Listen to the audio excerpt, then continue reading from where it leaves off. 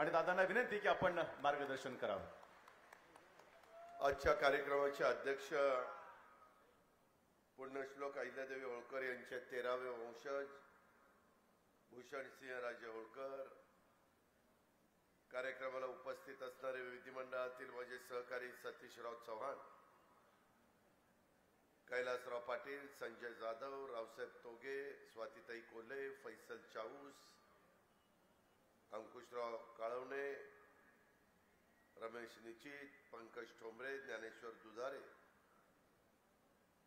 नंदकुमार कुकलारे, अरुण रोडके, सोन्याबापू गायके, अशोक पारदे, संतोष पवार, अशोक करडे, सागर काटकर, ज्यांनी अतिशय देखणा अशा प्रकारचा पुण्यश्लोक अहिल्यादेवी होळकरांचा पूर्णाकृती पुतळा हे शिल्प घडवलं. ते शिल्पकार निरंजन सुभाष मडिलगेकर, शिल्पाताई मडिलगेकर, तसंच माझ्या गंगापूर आणि गंगापूरच्या पंचक्रोशीतील जमलेले सगळे बंधू भगिनी, पत्रकार मित्र आणि माझ्या तरुण मित्रांनो, सुरुवातीलाच जरा आज सकाळी दुःखद बातमी माझ्या कानावर आली. लोकसभेचे माजी अध्यक्ष, आपल्या राज्याचे माजी मुख्यमंत्री, विरोधी पक्ष नेते पद पण त्यांनी भूषवलं, मुंबईचे महापौर पद पण भूषवलं, अनेक महत्वाची पद, अतिशय गरिबीतनं पुढे आलेलं हे व्यक्तिमत्व. परंतु बाळासाहेब ठाकरेंची, हिंदू हृदय सम्राट यांची पाठीवर थाप पडली आणि त्या व्यक्तीचं सोनं झालं असे मनोहर जोशी साहेब आणि वाशिम जिल्ह्यातले आमचे विद्यमान आमदार करंजाचे राजेंद्र पाटणी, या दोघांचं सकाळी दुःखद निधन झालं. मी सुरुवातीलाच त्या दोघांना भावपूर्ण श्रद्धांजली अर्पण करतो. काळाच्या नियतीच्या पुढे तुमचं माझं कोणाचं काही चालत नाही, अशा प्रकारचे प्रसंग आल्यानंतर त्यांच्या कुटुंबियांना आधार देण्याचं काम, त्यांना पुन्हा सावरण्याचं काम समाजामध्ये आपण सगळीकडे करत असतो.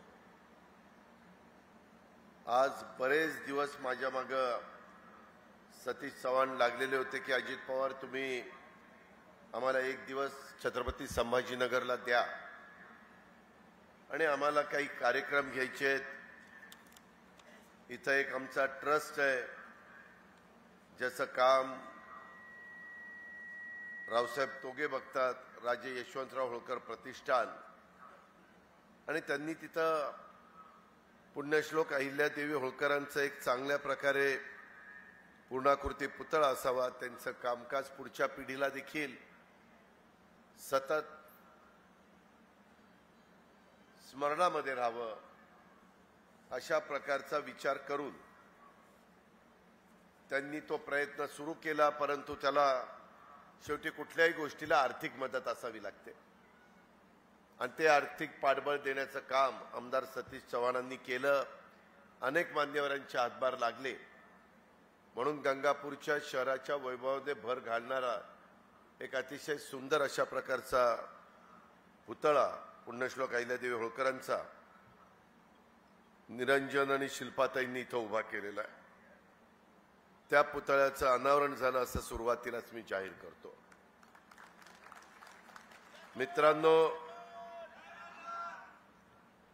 मित्रांनो, मी मगाशी भूषणसिंह राजे होळकरांचं भाषण फार बारकाईनं ऐकत होतो, इतरांची पण भाषणं ऐकली. तसं बघितलं तर युगपुरुष छत्रपती शिवाजी महाराज हे अवघ्या महाराष्ट्राचे नव्हे तर देशाची अस्मिता आहे. नुकताच आपण शिवजयंतीच्या निमित्तानं आमच्या पक्षाने स्वराज्य सप्ताहाचा कार्यक्रम पण घेतलेला होता, कारण स्वराज्याचा इतिहास देखील पुढच्या पिढीला कळावा हा त्याच्या पाठीमागचा दृष्टिकोन होता. जसं हे महापुरुष तुमच्या माझ्या देशामध्ये होऊन गेले, मग छत्रपती शिवाजी महाराज असतील, शाहू फुले आंबेडकर असतील, सावित्रीबाई फुले असतील, पुण्यश्लोक अहिल्यादेवी होळकर असतील, राजमाता जिजाऊ असतील, अनेकांची नावं त्या बाबतीमध्ये घेता येतील. त्यांच्या पुढे आपण नतमस्तक होतो, त्यांचं स्मरण करतो. त्यांची स्मारकं वेगवेगळ्या ठिकाणी मोठ्या प्रमाणावर चाललेली कामं आहेत. त्यांचा आदर्श पुढच्या पिढीनं सातत्याने डोळ्यासमोर ठेवावा ही त्याच्या पाठीमागची भावना आहे. आणि म्हणून मगाशी बोलत असताना भूषणसिंह राजांनी सांगितलं की वाबगाव किल्ल्याच्या बद्दलचं उदाहरण त्यांनी दिलं. माझ्या पुणे जिल्ह्याच्या खेड तालुका, त्याला राजगुरू नावाने पण ओळखलं जातं, तिथं हा किल्ला आहे. आणि माझा स्वतःचा दृष्टिकोन असतो की मी जरी एका राजकीय पक्षाचा कार्यकर्ता असला तरी देखील समाजामध्ये कामं करत असताना आपल्याला जे पद मिळालेलं आहे त्या पदाचा वापर समाजातल्या सर्व घटकाला झाला पाहिजे, अशा प्रकारचा माझा स्वतःचा दृष्टिकोन असतो. मी कधी जातीपातीचं दात्यागोत्याचं राजकारण केलं नाही, पुढेही करणार नाही. वेगवेगळ्या समाजाचे प्रश्न सुटले पाहिजेत, ज्याचा उल्लेख माझ्या आधीच्या अनेक सहकाऱ्यांनी केला. कधी काही बाबतीमध्ये कोर्टाचे निर्णय येतात, संविधानाचा आदर करावा लागतो. संविधानाने आपल्याला अधिक अधिकार दिलेले आहेत, कायदा घटना ह्याचा आदर करावा लागतो. त्या चौकटीमध्ये बसून पुढे जावं लागतं. आणि या सगळ्या गोष्टी करत असताना गरीब समाजातल्या गरीब वर्गाला पण त्या बाबतीमध्ये संधी मिळाली पाहिजे. त्यांनाही इतरांच्या बरोबरीनं येण्याच्या करता काही कार्यक्रम राबवला गेला पाहिजे, ह्याबद्दल कुणाचं दुमत असण्याचं कारण नाही. आज शिवाजी महाराजांचा इतिहास घडून गेलेला असला तरी पुढच्या पिढीला तो कळण्यासाठी, त्यातून त्यांना प्रेरणा घेण्यासाठी त्यांची प्रतीके महत्वाची असतात. महापुरुषांची स्मारकं आणि पुतळे हे त्या प्रतीकात येतात. मला अभिमान आहे की आमचे सहकारी संपूर्ण मराठवाड्याचे पदवीधर मतदारसंघाचे आमदार सतीश चव्हाण यांच्या विशेष प्रयत्नातनं पुण्यश्लोक अहिल्यादेवी होळकरांचा अतिशय सुंदर असा पुतळा इथं उभारला गेला आहे. त्याच्यामध्ये आमच्या राजे यशवंतराव होळकर प्रतिष्ठान गंगापूर यांनी पण महत्वाची भूमिका रावसाहेबांनी बजावली. आणि शिवरायांच्या रयतेच्या राजाचा आदर्श डोळ्यासमोर ठेवून स्वराज्याच्या ज्या पुढच्या पिढ्यांनी राज्य केलं त्याच्यामध्ये होळकर घराणं आघाडीवर होतं. आणि त्यात पुण्यश्लोक अहिल्यादेवी होळकर यांनी केलेला राज्य कारभार हा तर अतिशय उत्तम अशा प्रकारचा राज्य कारभार होता. त्याचे अनेक दाखले, अनेक उदाहरणं, अनेक गोष्टी आपण सगळेजण ऐकत होतो. इथल्या बारावच्या पण बाबतीमध्ये त्याचा उल्लेख झाला. त्याबद्दल मी सतीशरावांना बाकीच्यांना एवढंच सांगेन की हा कार्यक्रम संपल्यानंतर पुन्हा मी औरंगाबादला जाणार आहे. अशा प्रकारच्या काही गोष्टी, जसं वक्फ बोर्डाच्या काही प्रश्न निर्माण झालेले आहेत, तशाच पद्धतीनं त्या काळामध्ये पुण्यश्लोक अहिल्यादेवी होळकरांनी जे काम केलेलं आहे त्याच्याबद्दलचा नक्की ती प्रॉपर्टी कुणाच्या मालकीची, काय तिथं मार्ग निघाला पाहिजे, याबद्दल आपण रेव्हेन्यूला पण विश्वासामध्ये घेऊ आणि त्याच्यातून मार्ग काढण्याचा प्रयत्न करू. पण हे जतन झालं पाहिजे, कारण हे पुढच्या पिढ्यानपिढ्या टिकवण्याचं काम हे आपल्याला सगळ्यांना करायचं आहे. मी माझ्या बारामतीमध्ये देखील 1000 कोटी रुपयाचं सरकारी मेडिकल कॉलेज उभं केलेलं आहे, हॉस्टेल आहे, सगळ्या प्रकारच्या सुविधा आहेत. त्याचा उल्लेख थोडासा आमच्या भूषणसिंह राजांनी केला. माझ्या इथल्या इमारती मी स्वतः बारकाईनं लक्ष देतो. गव्हर्नमेंटची किंमत आहे त्याच किमतीमध्ये बसवतो, परंतु त्याचं इलेव्हेशन कसं असावं, front elevation, back elevation, side elevation, आणि त्याच्यामध्ये काही गोष्टीची आपण थोडीशी नजर त्याच्यामध्ये फिरवली तर खूप काही त्याच्यात करता येतं. आणि तशा पद्धतीनं माझा सगळीकडेच करण्याचा प्रयत्न असतो. ही पण बाब आपण लक्षात घ्या. त्या अतिशय सुंदर अशा मेडिकल कॉलेजचे वास्तू, त्याचंही नाव आम्ही पुण्यश्लोक अहिल्यादेवी होळकर बारामती मेडिकल कॉलेज असं ठेवलेलं आहे. कारण उद्याच्याला तिथं जे डॉक्टर तयार होणार आहेत, ज्या पिढी तिथं तयार होणार आहे, त्यांनाही आपण ज्या कॉलेजमध्ये शिकतोय त्या कॉलेजला पुण्यश्लोक अहिल्यादेवी होळकरांचं नाव आहे. त्यांचाही इतिहास हा त्यांच्या सतत लक्षात राहिला पाहिजे. त्यांचंही स्मरण हे तिथल्या विद्यार्थ्यांनी केलं पाहिजे, ही त्याच्या पाठीमागची आमची भूमिका असते. ही पण बाब आपण लक्षात घ्या. स्वराज्याची निर्मिती करताना त्या 350 वर्षापूर्वी शिवराज्याभिषेक होऊन 350 वर्ष झाली. त्या काळामध्ये छत्रपती शिवरायांनी महिलांचा सन्मान केलेला आहे, त्यांना सन्मान दिलेला आहे. त्यातूनच पुढे भोसले घराण्यात, महाराणी तारामती आणि होळकर घराण्यात पुण्यश्लोक अहिल्यादेवी होळकर यांनी राज्यकारभार सुद्धा उत्तमरित्या चालवून दिला. मध्ये माझ्याकडं अण्णा डांगे माजी मंत्री आमचे इस्लामपूर वाळव्याचे आलेले होते आणि त्यांनी मला सांगितलं होतं, मी चौंडीला जिथं आमच्या पुण्यश्लोक अहिल्यादेवी होळकरांचं जन्मगाव आहे तिथं पैसे दिले गेले, परंतु ज्या तोडीचं, ज्या चांगल्या पद्धतीनं काम व्हायला पाहिजे तसं काम झालं नाही. त्याला हेरिटेज वास्तू म्हणून लक्ष द्यायला पाहिजे होतं. हेरिटेज काम करणारे आर्किटेक्ट हे त्याच्यामध्ये द्यायला पाहिजे होते. तसं न दिल्यामुळं त्याच्यात आपल्याला पुन्हा लक्ष घालावं लागतं. मी त्याच्यात सांगितलेलं आहे संबंधितांना, कलेक्टरला सांगितलं, बाकीच्यांना सूचना दिल्या की तुम्ही अतिशय चांगला पूर्ण प्लॅन हा मला करून द्या. आता जरी आमचं उद्याच्या फेब्रुवारीला व्होटॅन अकाउंट असलं तरी माझ्या माहितीप्रमाणे जुलैला या टर्मचा सरकारचा शेवटचा अर्थसंकल्प हा सादर केला जाणार आहे. तोपर्यंत त्याचा प्लॅन तयार होऊन त्यालाही येणाऱ्या अर्थसंकल्पात जुलैमधल्या मी निधी देण्याचं ठरवलेलं आहे आणि खूप चांगला प्लॅन हा तिथं करण्याचा आमचा सगळ्यांचा मानस आहे. त्याच्यात माझी श्री भूषणसिंह राजेंना पण विनंती आहे, इतर सहकाऱ्यांना पण विनंती आहे, तुमच्या काही विधायक सूचना असतील, तुमच्या काही कल्पना असतील, तुम्हाला जे काही बारकावे असतील तर जरूर ते बारकावे आमच्या लक्षात आणून द्या.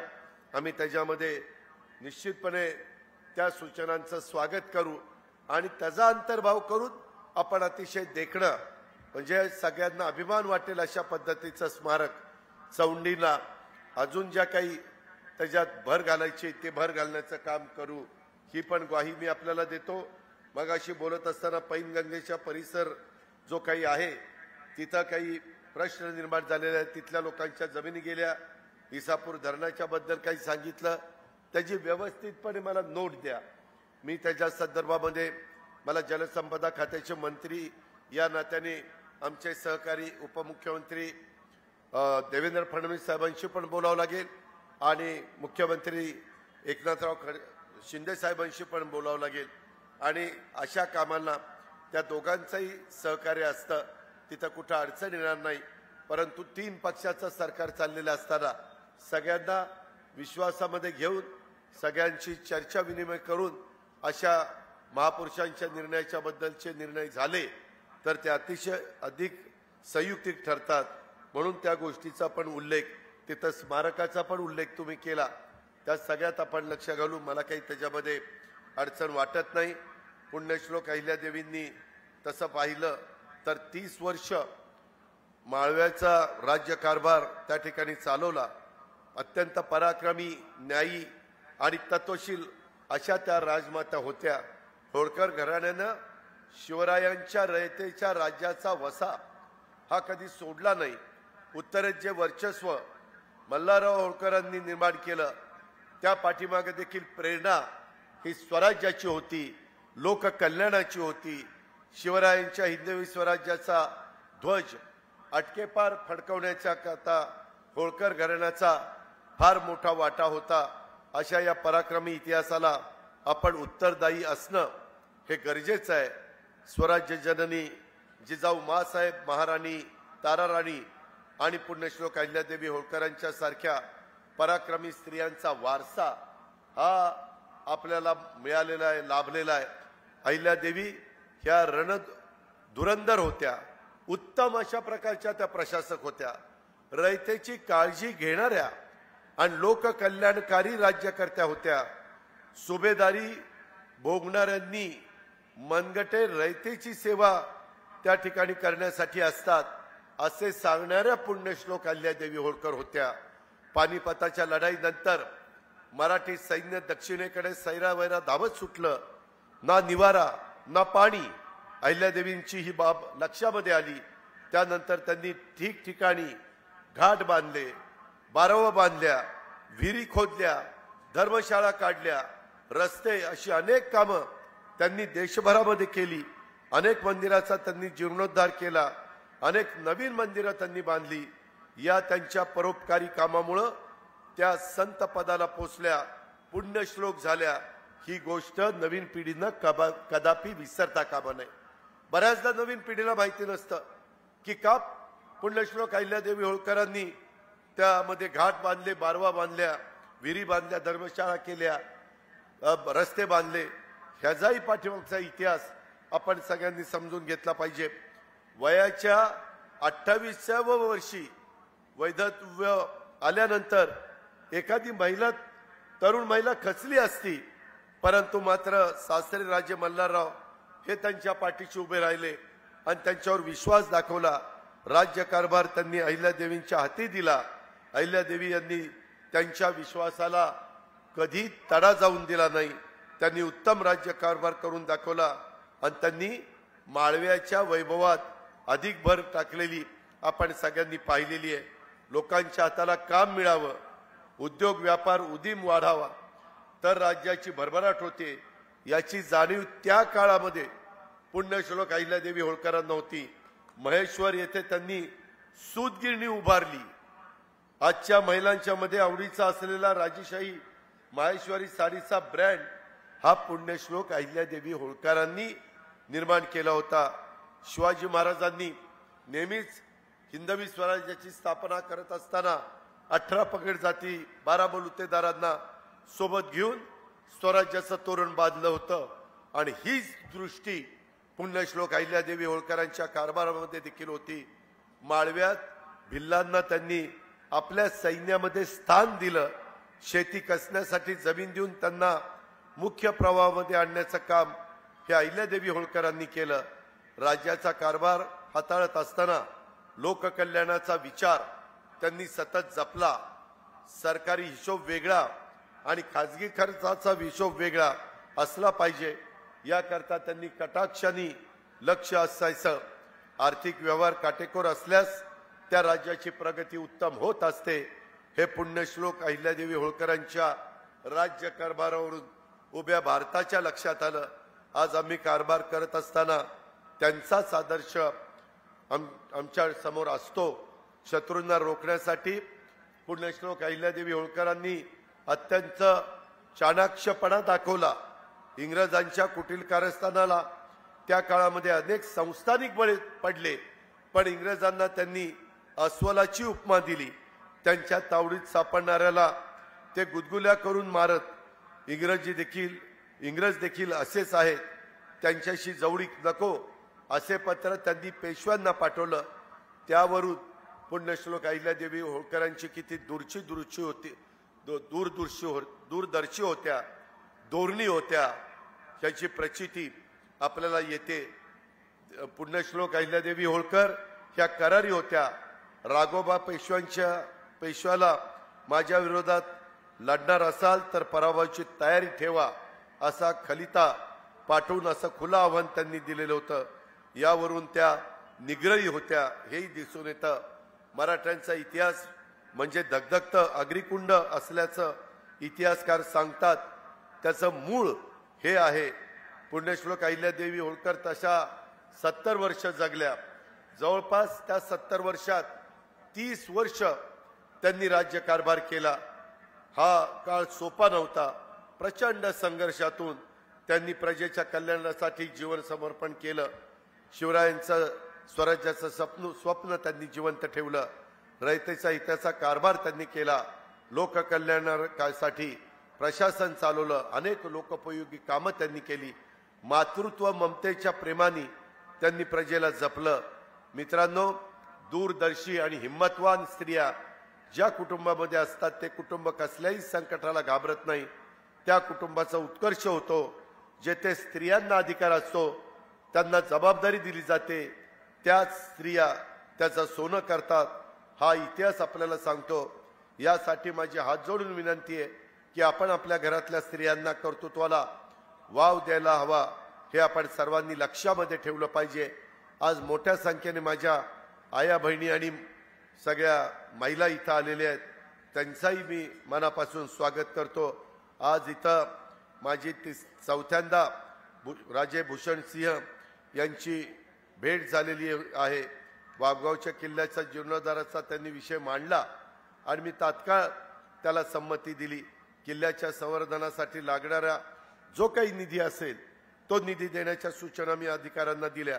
किल्ल्याच्या संवर्धनासाठी 7 कोटीहून अधिक निधी आपण पहिल्या टप्प्यामध्ये दिलेला आहे. मला भूषणसिंह राजे तुम्हाला सांगायचं, ह्याच्यात अधिकचा निधी लागेल तोही देण्याची आमची सगळ्यांची तयारी आहे. त्याबद्दल आपण काही काळजी करू नका. यापुढे देखील तो मंजूर केला जाईल, हे देखील मी भूषणसिंह राजेंना आवर्जून सांगतो. मित्रांनो, एकंदरीतच आम्ही काम करत असताना मी एक राष्ट्रवादी काँग्रेस पक्षाचा कार्यकर्ता म्हणून काम करतो. आम्ही अनेक महत्त्वाचे निर्णय घेतलेले आहेत. नुकताच आम्ही महिलांचं धोरण आणलं. त्याच्यामध्ये मुलांच्या नावात पहिलं त्या मुलाचं नाव, नंतर आईचं नाव, नंतर बापाचं नाव आणि नंतर आडनाव असं घेण्याचा निर्णय ह्या पुरोगामी महाराष्ट्राच्या परंपरेतून आम्ही केलेला आहे. आणि त्याच्यामुळं आता इथून पुढं त्या मुलांनी नाव लावताना त्याचं नाव आणि वडिलांच्या नावाच्या आधी आईचं नाव आणि मग वडिलांचं नाव आणि मग आडनाव लावायचं आहे. त्याच्यामुळं त्यांची आई पण कोण आहे हे समाजाला कळणार आहे आणि आईला पण एक त्याच्यातनं अभिमान वाटेल. आईला तर नेहमीच आपण आपलं सर्वस्व अर्पण करत असतो, परंतु वसा विकासाचा आणि विचार बहुजनांचा हे ब्रीद घेऊन आम्ही पक्ष माझा चालवतो. आपल्या महापुरुषांनी जो विचार आपल्याला दिलेला आहे तोच विचार पुढे घेऊन आम्ही सगळेजण पुढे चाललेलो आहोत. आज इथं अनेक वेगवेगळ्या गोष्टीचा ओहापोह झाला. आरक्षणाच्या बद्दल झाला, घरकुलाच्या बद्दल झाला. पाठीमागच्या काळामध्ये सांगितलेलं होतं यशवंतराव चव्हाणांच्या नावाच्या घरकुल योजना, त्याच्याबद्दलचा उल्लेख इथं करण्यात आला. मी त्याच्यामध्ये स्वतः लक्ष ठेवून आत्ताच मी एक मीटिंग करून सतीश चव्हाण, मी कैलास पाटील आलो, तर त्याच्यामध्ये संदीपान भुमरे आपले पालकमंत्री आणि अतुल सावे यांच्याकडेच ओबीसी विभाग आहे आणि त्याच्यामुळे मी त्यांनाही सांगितलेलं आहे की जे काही प्रश्न आपण कबूल केलेले आहेत ते प्रश्न मग हॉस्टेलचे असतील, शिक्षणाच्या संदर्भातले असतील किंवा इतर काही महत्त्वाचे प्रश्न इथं मगाशी सांगण्यात आले, त्या प्रश्नाच्या बद्दल आपण माझ्याकडे पाठपुरावा करा. त्या प्रश्नाची तड लावण्याच्या करता निश्चितपणे मी आणि महायुतीचं सरकार आपल्याला सगळ्यांना मदतच करत राहील, हेही मी आपल्याला सगळ्यांना सांगतो. तसं बघितलं तर आपल्याला सगळ्यांना माहिती आहे, आज मी आमच्या राजे यशवंतराव होळकर प्रतिष्ठानच्या तिथं एक छोटंसं ऑफिस आहे, तिथं गेलेलो होतं. स्वर्गीय गणपतराव देशमुख, स्वर्गीय बिरू वाटेगावकर, आपले इथले आमदार मागच्या काळातले 62 ते 67 स्वर्गीय यमाजीराव सातपुते यांचे तिथं फोटो लावलेले आहेत. त्यांनी पण मोठं काम केलं. मला तर गणपतराव देशमुखांच्या बद्दल सांगोलाचे आमदार खूप वर्ष काम करण्याची संधी मिळाली. सतत समाजाच्या करता, सतत गरीब लोकांच्या करता, शेतमजुरांच्या करता, दुष्काळी भागाकरता, शेतीला पाणी मिळण्याच्या करता, पिण्याचं पाणी मिळण्याच्या करता शेवटपर्यंत गणपतराव, त्यांना आम्ही आबासाहेब म्हणायचो, आबासाहेब देशमुखांनी कधी आपलं तत्व, आपला विचार, आपली भूमिका कधी सोडली नाही. अशा प्रकारची माणसं क्वचितच जन्माला येतात. त्यांना त्याच्यातनं दैवी देणगी त्यांना मिळालेली असती. हे या पद्धतीनं आपल्या समाजामध्ये माणसं आहेत. त्यांचा आदर्श डोळ्यासमोर ठेवून आपण समाजाला पुढे नेण्याचं काम करू. समाजात एकोपा राहिला पाहिजे. समाजामध्ये दुवी राहता कामा नये. समाजामध्ये तेढ निर्माण होता कामा नये.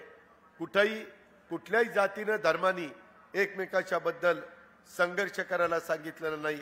एकमेकाच्या बद्दल मनात आकसाची भावना ठेवायला सांगितलेली नाही. आणि त्याच्यामुळेच जाती दुरावा राहणार नाही, धर्मामध्ये तेढ राहणार नाही. यासाठी आपल्याला यापुढील देखील काम करत राहायचं आहे. हाच समतेचा विचार आम्ही त्या वाटचालीनं पुढे चाललेलो आहे. शाहू फुले आंबेडकरांचा विचार, जिजाऊ, ताराराणी, पुण्यश्लोक अहिल्यादेवी अशा मातृशक्तीची शिकवण हीच आपल्या विचारांची दिशा ही राहिली पाहिजे. आणि आज पुन्हा एकदा आजच्या या दिनी मी हेच तुमच्या सगळ्यांच्या समोर मांडतो, माझ्या महाराष्ट्राच्या समोर मांडतो. युगपुरुष छत्रपती शिवाजी महाराजांचा आदर्श घेऊनच आपल्याला वाटचाल करायची आहे.